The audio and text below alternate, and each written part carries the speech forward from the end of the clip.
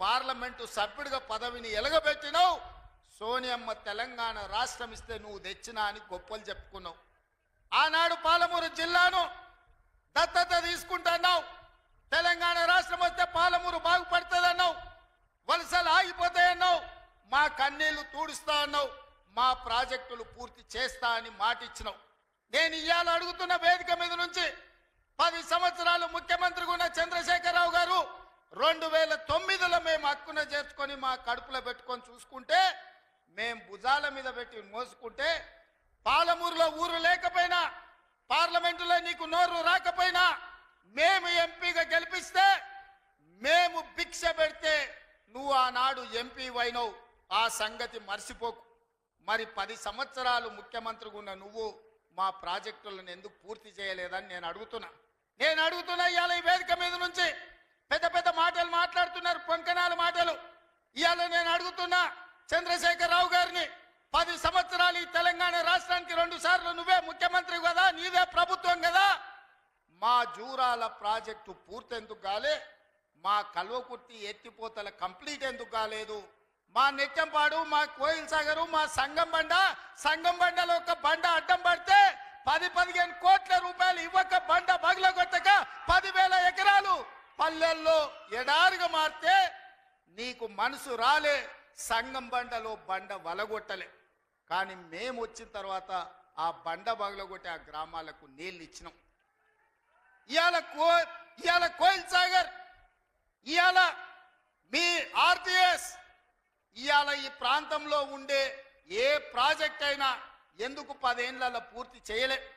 అదే కాదా నాడు ఉమ్మడి రాష్ట్రంలో జూపల్లి కృష్ణారావు గారు, చిన్నారెడ్డి గారు, డాక్టర్ మల్లు రవి గారు ఆనాడు కిరణ్ కుమార్ రెడ్డితో కొట్లాడి, ఆనాడు అరుణమ్మ గారు కూడా మంత్రిగా పాలమూరు రంగారెడ్డి ఎత్తిపోతల ప్రాజెక్టు పూర్తి చేయాలి, 12 లక్షల ఎకరాలకు నీళ్లు ఇవ్వాలి అని కొట్లాడి జూరాల నుంచి నీళ్లు తీసుకోవాలని పాలమూరు రంగారెడ్డి ఎత్తిపోతల పథకానికి అనుమతి తీసుకొచ్చారు. 16,000 కోట్లతోని ప్రాజెక్టు మంజూరైంది. 35,000 కోట్లు మొత్తం అంచనాలేసి టెండర్లు పిలిచిండ్రు. కానీ చంద్రశేఖరరావు వచ్చిన తర్వాత ప్రాజెక్టుల రీజైనింగ్ పేరు మీద 35,000 కోట్ల రూపాయల ప్రాజెక్టును 55,000 కోట్ల రూపాయలకు పెంచిండు. టెండర్లు పిలిచిండు, కాంట్రాక్టర్లకు ఇచ్చిండు, కమిషన్లు మెక్కిండు. జూరాల నుంచి నీళ్లు తీసుకోవాల్సిందని శ్రీశైలం బ్యాక్ వాటర్స్ కు పంపించాడు. ఇవాళ శ్రీశైలానికే ఆ ప్రాజెక్టును తరలించడం వల్ల ఈ రోజు పాలమూరు ఎడారిగా మారుతుంది. 10 ఏళ్లలో పాలమూరు రంగారెడ్డి పూర్తి చేసిన, కల్వకుర్తి పూర్తి చేసిన, భీమా, నెట్టంపాడు, కోయిల్ సాగర్, రాజోలి బండ పూర్తి చేసి ఉంటే, తుమ్మిళ్ళ ప్రాజెక్టును పూర్తి చేసి ఉంటే ఇవాళ ఆంధ్రప్రదేశ్ మనకు అభ్యంతరం పెట్టకపోయి ఉండే. 10 ఏళ్లలో నువ్వు ప్రాజెక్టులు పూర్తి చేయలేదు. పాలమూరును పడావు పెట్టినావు కాబట్టి ఇవాళ మా ప్రాంతం ఎడారిగా మారింది. ఆనాడు 2014లో నేను కొట్లాడి తెచ్చిన మక్తల్ నారాయణపేట కొడంగల్ ప్రాజెక్టు ఒకనాడు ఉమ్మడి రాష్ట్రంలో రాజశేఖర రెడ్డి గారు ముఖ్యమంత్రి ఉన్నప్పుడు దివంగత నాయకుడు చిట్టెం నర్సిరెడ్డి గారు మొట్టమొదట ప్రస్తావించండు మక్తల్ నారాయణపేట కొడంగల్ ప్రాజెక్టు గురించి. ఆ తర్వాత వారు చనిపోయినాక దాని గురించి మాట్లాడిన వాళ్ళే లేరు. మళ్ళీ 2009లో కొడంగల్ ఎమ్మెల్యేగా నేను బాధ్యత తీసుకున్న తర్వాత ఆ కాగితాలు వెలికి తీసి నేను కొట్లాడి 2014లో ఈరోజు నా మక్తల్ నారాయణపేట కొడంగల్ ప్రాజెక్టు తీసుకొచ్చిన. ఆనాడు 1,500 కోట్ల రూపాయలతో అంచనా అయ్యింది. 1,500 కోట్ల రూపాయలతోని 1,07,000 ఎకరాలకు ప్రాజెక్టు కట్టడానికి అనుమతులు తెచ్చిన. 10 ఏళ్ళు నా మీద కక్షతోని, పాలమూరు మీద పగతోటి చంద్రశేఖరరావు ఈ ప్రాజెక్టును పక్కన పెడితే ఈ రోజు నేను వచ్చిన తర్వాత తిరిగి వాటిని దుమ్ము దులిపి పనులు మొదలుపెట్టిన. ఇవాళ 4,500 కోట్ల రూపాయలతోటి మక్తల్ నారాయణపేట కొడంగల్ ప్రాజెక్టును పూర్తి చేయాలి 2 ఏళ్లలో అని ఈ రోజు టెండర్లు పిలిచి పనులు ప్రారంభిస్తే ఇవాళ పగబట్టి ఆయన టీవీలలో, పేపర్లలో అడ్డుకుంటున్నారని అంటున్నాడు. నేను అడుగుతున్న చంద్రశేఖరరావు, నువ్వు 70 ఏళ్ళు మాకు అన్యాయం జరిగింది. మా ప్రాంతంలో నీళ్లు పోయినా, మా ప్రాంతం నుంచి తరలిపోతున్న కృష్ణానది జలాలు మాకు తాగడానికి, మా సాగునీరుకు అందు రాకపోయినా ఈ దేశంలో ఎక్కడ ప్రాజెక్టులు కట్టినా, బాక్రానంగల్ కావచ్చు, శ్రీశైలం కావచ్చు, నాగార్జున సాగర్ కావచ్చు, ఎస్ఆర్ఎస్పి కావచ్చు, ఈ దేశంలో ఎక్కడ ప్రాజెక్టులు కట్టినా తట్ట పని, పార పని, మట్టి పని, చెమట తీసే ప్రతి పని మా పాలమూరు బిడ్డలు చేసి దేశానికి ప్రాజెక్టులు అందించారు. ఇవాళ ఈ దేశంలో పంట పాలమూరు బిడ్డల స్వేదం ఉంది, మా రక్తం ఉంది, మా కష్టం ఉంది. అట్లాంటి మా జిల్లా ఎడారిగా మారి వేలాది మంది వలసలు పోతుంటే తమ పసిపిల్లల్ని తల్లిదండ్రుల దగ్గర, ముసలోళ్ళ దగ్గర, గుడిసెల దగ్గర వదిలి జంటలు జంటలుగా మేస్త్రీల ఎంబడి వలస పోతుంటే వలసలు ఆపాలని, ఇవాళ మా ప్రాజెక్టులు పూర్తి చేయాలని ప్రయత్నం చేస్తుంటే మా మీద పగబట్టినవు ఎందుకు చంద్రశేఖరరావు అని నేను అడుగుతున్నా. ఏం అన్యాయం చేసినాం నీకు చంద్రశేఖరరావు? మేము నిన్ను మా పార్లమెంట్ సభ్యుడిగా ఎన్నుకోవడం మేము చేసిన అన్యాయమా? నీ పార్టీకి పోయినసారి 13 సీట్లు ఇవ్వడం మేము చేసిన అన్యాయమా? ఏం అన్యాయం చేసినామని ఇవాళ మా జిల్లాల ప్రాజెక్టులను అంటుకుంటున్నాం. ఈ 10 ఏళ్లలో నువ్వు పాలమూరు రంగారెడ్డి ఎత్తిపోతలు పూర్తి చేసినుంటే ఇవాళ చంద్రబాబు నాయుడుతో నీ పంచాయతీ ఎందుకు వస్తుండే? ఆనాడు నువ్వు వైఎస్ రాజశేఖర రెడ్డి ముఖ్యమంత్రి ఉన్నప్పుడు ఆనాడు పోతిరెడ్డిపాడు పక్క 4,000 క్యూసెక్స్ నుంచి 40,000 క్యూసెక్లకు పెంచింది. రాజశేఖర రెడ్డి గారికి ఊడిగం చేసింది. రాజశేఖర రెడ్డి చెప్పులు మోసి కృష్ణానది జలాలను రాయలసీమకు తరలించడానికి అనుమతించింది సన్నాసివి నువ్వు కాదా చంద్రశేఖరరావు? ఆనాడు నువ్వు ఊడిగం చేసి రాజశేఖర రెడ్డి పోతిరెడ్డిపాడు ద్వారా నీళ్లు తరలించకపోయిన కృష్ణానది జలాలు. మళ్ళీ ఆయన కొడుకు జగన్మోహన్ రెడ్డి ముఖ్యమంత్రి అయిన తర్వాత ఇదే ప్రగతి భవన్, ప్రజల స్వేదంతో నిర్మించిన ప్రగతి భవన్ అధికారిక కార్యాలయానికి వైఎస్ కొడుకు జగన్మోహన్ రెడ్డిని పిలిపించి పంచపక్ష ప్రమాణాలు పెట్టి 6 గంటలు చర్చించి రాయలసీమ ఎత్తిపోతల పథకం రచించింది నువ్వు కాదా? ఇది ద్రోహం కాదా? ఆనాడు రాజశేఖర రెడ్డితో కలిసి పోతిరెడ్డిపాడు ద్వారా కృష్ణానది జలాలను సీమకు తరలించకపోతుంటే హారతిచ్చింది నువ్వు కాదా? ఆనాడు మంత్రివర్గంలో నీ మంత్రులు లేరా? హరీష్ రావు గారు ఆ మంత్రివర్గంలో మంత్రి కాదా అని నేను ఇవాళ అడుగుతున్నా. అదే కాదు, జగన్మోహన్ రెడ్డి గారు ముఖ్యమంత్రి ఉన్నప్పుడు ఏ నీళ్ల కోసం తెలంగాణ రాష్ట్రం తెచ్చుకున్నామో, ఏ నీళ్ల కోసం శ్రీకాంతాచారి లాంటి యువకులు, నూనూగు మిసాల యువకులు ఆత్మ బలిదానాలు చేసుకున్నారు. ఆ బలిదానాలతో సాధించుకున్న తెలంగాణలో కృష్ణానది జలాలు రంగారెడ్డి, మహబూబ్ నగర్, అదేవిధంగా నల్గొండ, ఖమ్మం జిల్లాలకు ప్రాజెక్టులకు భూములకు పారాల్సిన నీళ్లు రాయలసీమ జిల్లాలకు తరలించకపోతుంటే రాయలసీమ లిఫ్ట్ ఇరిగేషన్, అదేవిధంగా ముచ్చుమర్రి లిఫ్ట్ ఇరిగేషన్ నిర్మించుకుంటుంటే ఒక్క రోజైనా నువ్వు అడ్డుకున్నావా? వీరతిలకం దిద్ది జగన్మోహన్ రెడ్డికి పంచపక్ష ప్రమాణాలు పెట్టింది నువ్వు కాదా? ఇవాళ నువ్వు చేసిన పాపం ఇవాళకు మాకు శాపమైంది, ఇవాళ మాకు ఉరైంది. ఇవాళ తొందరలోనే రాయలసీమ లిఫ్ట్ ఇరిగేషన్ పూర్తి అయితే రోజుకు 10 టీఎంసీలు, రోజుకు 10 టీఎంసీలు అంటే ఒక్క నెల రోజులు మన కళ్ళు మూసుకుంటే 300 టీఎంసీలు శ్రీశైలం మొత్తం తరలించకపోవడానికి, మలుపుకపోవడానికి ఇవాళ పునాదులు వేస్తే ఆంధ్రప్రదేశ్ ప్రభుత్వం వీర తిలకం దిద్ది కాంట్రాక్టర్ల దగ్గర కమిషన్ల కోసం కక్కుర్తిపడ్డది నువ్వు కాదా చంద్రశేఖరరావు? ఆనాడు సాగునీటి పారుదల శాఖ మంత్రి హరీష్ రావు కాదా అని నేను అడుగుతున్నా. 5 ఏళ్ళు హరీష్ రావు సాగునీటి పారుదల శాఖ మంత్రి, 5 ఏళ్ళు చంద్రశేఖరరావు గారు సాగునీటి పారుదల శాఖ మంత్రి. మరి నేను ఇవాళ అడుగుతున్నా, పాలమూరు అక్కనే ఉంది, కల్వకుర్తి అక్కనే ఉంది, భీమా ఎండిపోయింది, కోయిల్ సాగర్ ఆరిపోయింది, ఈ రోజు ఆర్డీఎస్ అట్లనే ఉండిపోయింది. మా ప్రాజెక్టులు ఎందుకు పూర్తి చేయలే? మా పాలమూరు కష్టాలు ఎందుకు తీరవలేదని నేను అడుగుతున్నా. ఈ నీళ్లు మాకు నాగరికతను ఎందుకు తేలే? ఈ నీళ్లు మాకు పసిడి పంటలు ఎందుకు తీయలే? ఈ నీళ్లు మాకెందుకు కన్నీళ్లు మిగిలిచ్చినాయని నేను అడుగుతున్నా. ఈ నీళ్లు మా భూములు ఎడారుగా మారడానికి, ఈ నీళ్లు మా ప్రజలు వేలాదిగా వలసలు పోవడానికే పనికొచ్చినాయి తప్ప మా జీవితాలలో వెలుగులు వచ్చినాయని నేను అడుగుతున్నా.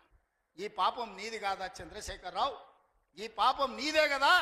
10 ఏళ్ళు వచ్చిన తెలంగాణ రాష్ట్రంలో 2 లక్షల కోట్ల రూపాయలు సాగునీటి ప్రాజెక్టుల కోసం ఖర్చు పెట్టినావు కదా. 1,00,000 కోట్లు కాళేశ్వరం కట్టినావు, 1,00,000 కోట్లల్లా 1,000 కోట్లు మింగినావు.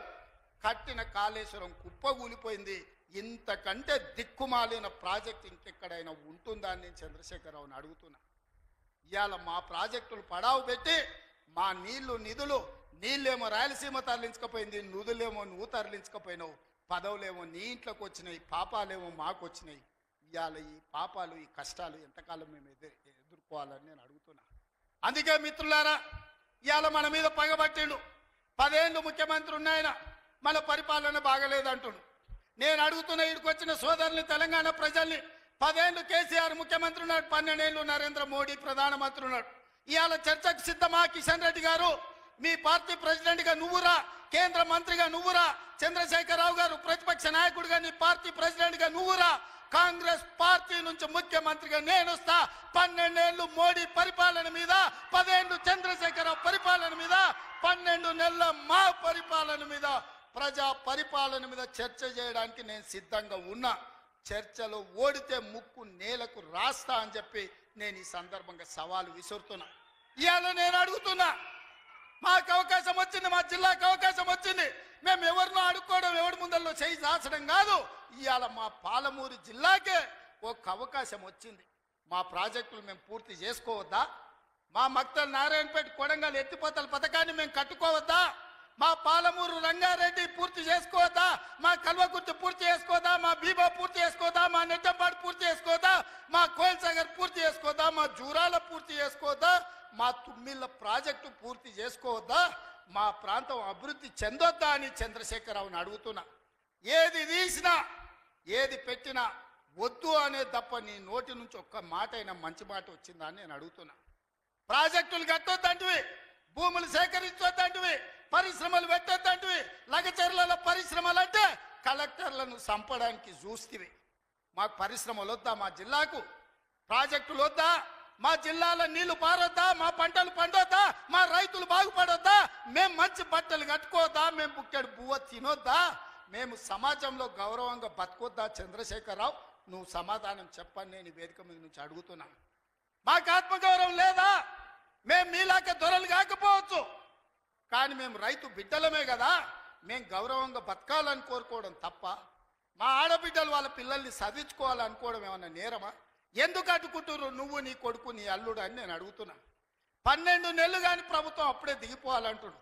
10 ఏళ్ళలో నువ్వు చెయ్యని పనులు మేము చేసినాం కదా. ఏం బాగలేదు పాలన. ఆయన కొడితే గట్టి కొడతాడంట. ఆయన కొడితే ఎంత గట్టి కొడతాడంట అంటే ఇక అది చెప్పనలవి కాదంట.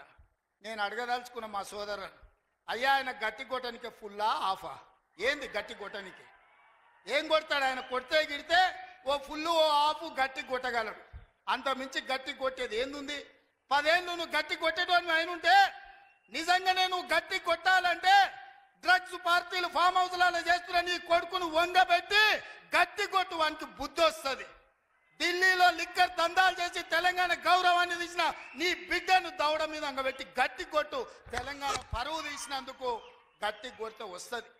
కాళేశ్వరం పేరు మీద 1,00,000 కోట్లు మింగిన నీ అల్లుని దవడ మీద అంగబెట్టి కొట్టు గట్టిగా. అప్పుడు వానికి బుద్ధి వస్తుంది, సిగ్గు వస్తుంది. తెలంగాణను ముంచినందుకు గట్టి కొట్టేది ఉంటే నీ ఇంట్లో కొట్టు, వాళ్ళని దారిలో పెట్టు. కాంగ్రెస్ను గట్టి కొడతా అంటే మా కాంగ్రెస్ పార్టీ కార్యకర్తలు ఊరుకుంటారా? రా, ఎంత గట్టి కొడతావో చూద్దాం.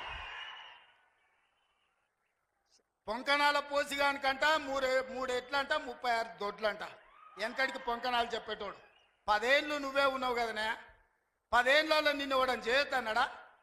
ఇవాళ మేము 12 నెలల ఏమి చేయలేదు అంటున్నాడు. నేను అడుగుతున్న ఇక్కడికొచ్చిన మా ఆడబిడ్డల్ని, అక్క 500 రూపాయలకు సిలిండర్ వస్తలేదా? ఆర్టీసీ బస్సులో ఉచితంగా మీరు బస్సు ఎక్కుతారని టికెట్ అడుగుతురా? ఆయల్లా అమ్మగారింటికి పోవాలంటే ఇంటి ఆయన కిరాయి పైసలు అడగాలి. అమ్మవారి గుడికి పోవాలంటే పక్కింటోళ్ళు తోడు రావాలి. ఇవాళ 500 రూపాయల సిలిండర్, ఆడబిడ్డల కార్తీలో ఉచిత ప్రయాణం, 200 యూనిట్లు ఈరోజు ఉచితంగా కరెంటు, 25,50,000 రైతులకు 21,000 కోట్ల రూపాయల రైతు రుణమాఫీ చేసినాం. రైతు భరోసా కేసీఆర్ ఎగనామ పెడితే వచ్చిన ఎంబడే 7,625 కోట్ల రూపాయలు ఇవాళ రైతు భరోసా మొదటి విడత ఇచ్చినాం. రెండో విడత ఈరోజు రైతు భరోసాల 10,000 కోట్ల రూపాయలు, ఎకరాకు 12,000 సంవత్సరానికి ఇవాళ మనం మొదలు పెట్టినాం. మార్చి 31 లోపల ఈరోజు రైతు భరోసా నిధుల్ని రైతుల ఖాతాలో వేయదలుచుకున్నాం. నిరుద్యోగ యువకులకు 55,000 ఉద్యోగాలు ఇచ్చినాం. ఇవాళ ఆడబిడ్డలకు, మహిళా సంఘాలకు పాఠశాలలు నిర్వహించుకోనికి అమ్మ ఆదర్శ పాఠశాల ఇచ్చినాం. ఇవాళ పాఠశాల పిల్లలకు బట్టలు కుట్టే పని ఆడబిడ్డలకు ఇచ్చినాం. ఇవాళ 1000 మెగావాట్లు సోలార్ విద్యుత్తు ఆడబిడ్డలకు ఇవాళ నిర్వహించుకోవడానికి ఇచ్చినాం. ఇవాళ మహిళా సంఘాలకు 600 బస్సులు కొని ఆర్టీసీకి ఇవాళ కిరాయిలకు పెట్టే అవకాశం మా ఆడబిడ్డలకు ఇచ్చినాం. ఈ రకంగా